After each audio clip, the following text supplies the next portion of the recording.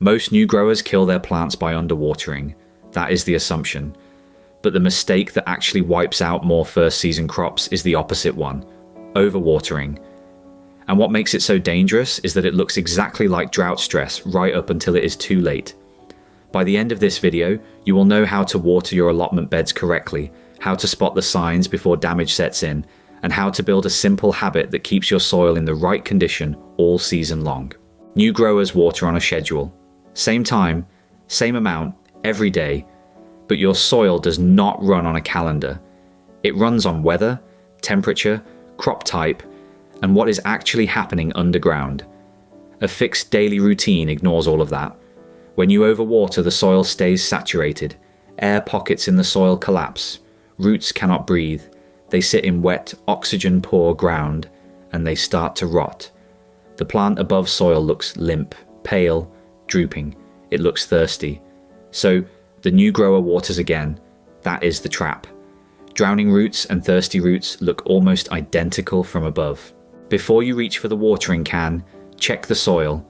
This takes 10 seconds and it changes everything. Push your finger into the soil to the second knuckle, roughly 5 centimeters down. If it feels damp at that depth, do not water. If it feels dry, water. That is the whole test. Surface soil dries out fast, especially in sun or wind. You cannot judge moisture by looking at the top centimeter. You have to get under it. The roots are not at the surface. The roots are further down, and that is where moisture actually matters. Do this check every morning before you water anything.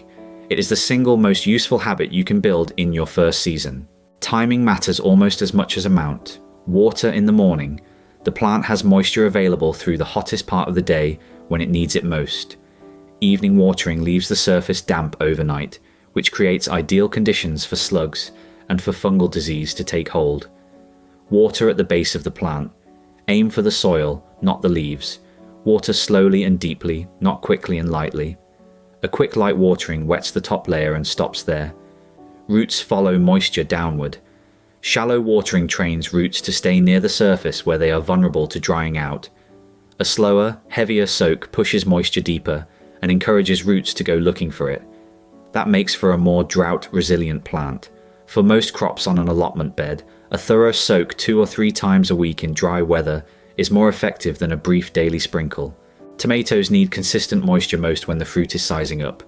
Irregular watering at that stage causes blossom end rot and fruit splitting. Not too much, not too dry, just consistent. Check them every day once fruit starts to form. Check soil moisture at depth before every watering session. Water slowly and deeply at the base of the plant in the morning. A compost mulch helps your soil hold moisture longer and reduces how often you need to water it all. So, over to you. We want to know, what was the first crop you overwatered on your plot? And what did you think was wrong with it before you figured it out? Tell us in the comments below. That is one more method you can actually use. Subscribe to Grow a Lot Studio and I will keep showing you exactly how it is done.